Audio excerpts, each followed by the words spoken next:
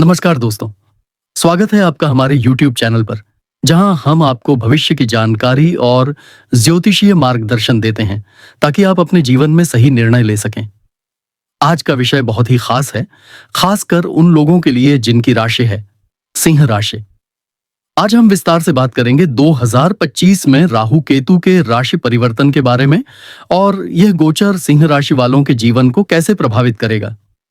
यह एक बहुत ही महत्वपूर्ण ज्योतिषीय घटना है जो आपके जीवन के अनेक क्षेत्रों, करियर, शिक्षा, विवाह, स्वास्थ्य, धन, संबंध और मानसिक स्थिति पर गहरा प्रभाव डालने वाली है। हम इस वीडियो में आपको दिनांकवार भविष्यवाणियां, ग्रहों का प्रभाव और असरों से निपटने के उपाय देंगे। सबसे पहले जानते हैं राहु केतु का गोचर कब हो रहा है।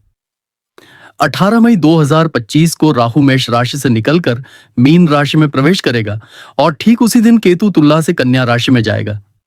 यह गोचर लगभग 18 महीनों तक प्रभावी रहेगा, यानी नवंबर 2026 तक। राहु सिंह राशि वालों के लिए अब 8वें भाव में रहेगा और केतु दूसरे भाव में।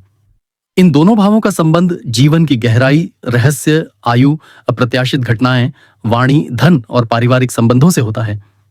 सिंह राशि के जातकों के लिए यह परिवर्तन एक ऐसा समय है जब जीवन के कई अनदेखे पहलू उजागर होंगे। यह समय आपको आत्मविश्लेषण, संयम और मानसिक शक्ति के परीक्षण का मौका देगा।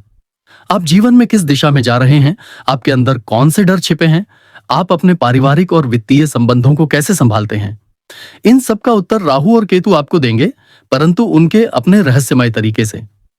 राहु का 8वें भाव में गोचर सिंह राशि के जातकों के लिए जीवन में कई अप्रत्याशित मोड़ों को जन्म देगा।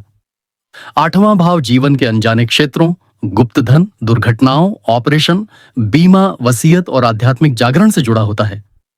राहु इस भाव में रहकर आपको कुछ ऐसा अनुभव देगा जो आपको पहले कभी नहीं हुआ होगा। यह समय थोड़ा डराने वाला लेकिन जागरूकता से भरा हो सकता है। 18 मई 2025 के बाद आप अचानक से किसी ऐसी स्थिति में पड़ सकते हैं जो पूरी तरह से आपकी योजना से बाहर हो। स्वास्थ्य से जुड़े कुछ छिपे हुए रोग सामने आ सकते हैं, जैसे हार्मोनल गड़बड़ी, नसों से जुड़ी परेशानी या मानसिक तनाव। यह समय चिकित्सकीय जांचों और सतर्कता का है। जून 2025 से अगस्त 2025 के बीच कोई गुप्त बात सामने आ सकती है, परिवार से जुड़ी या किसी रिश्ते को लेकर। यह ऐसा समय हो सकता है जब आपको सच्चाई का सामना करना पड़े। सितंबर 2025 से दिसंबर 2025 के बीच कोई गुप्त बात सामने आ सकती है, परिवार से जुड़ी या किसी रिश्ते को लेकर। यह ऐसा समय हो सकता है जब आपको सच्चाई का सामना करना पड़े। 2025 का समय मनोवैज्ञानिक दृष्टिकोण से बहुत महत्वपूर्ण है। राहु आपको डराएगा, भ्रम देगा, लेकिन यदि आपने ध्यान और आत्म मूल्यांकन का रास्ता अपनाया तो यह काल परिवर्तनकारी सिद्ध होगा। केतु जब दूसरे भाव में आता है तो वह आपकी वाणी, बोलचाल, पारिवारिक संवाद और संचित धन पर असर डालता है। यह समय ऐसा हो सकता है जब आप अपनी भावनाओं को शब्दों में सही से व्यक्त न कर पाएं या आपके शब्द किसी का दिल दुखा दें। परिवार के सदस्य आपसे दूर दूर महसूस कर सकते हैं, विशेषकर माता पिता या संतान।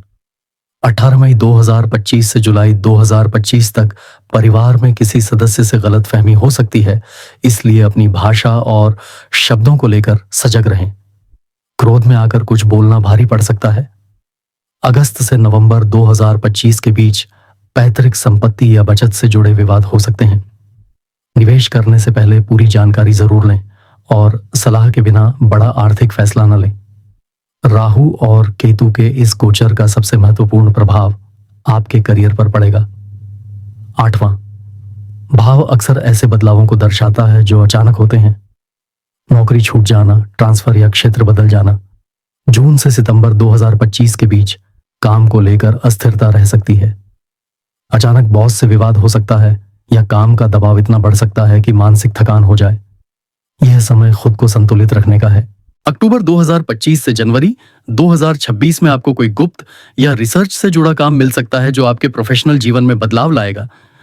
यदि आप गुप्तचर सेवा, अनुसंधान, साइकोलॉजी, टैरो, एस्ट्रोलॉजी या इन्वेस्टिगेशन से जुड़े क्षेत्र में हैं, तो यह समय आपके लिए खास है। राहु 8वें भाव में मन को बेचैन कर देता है। आप बार बार मृत्यु, भय, बीमारी या जीवन के अर्थ के बारे में सोच सकते हैं।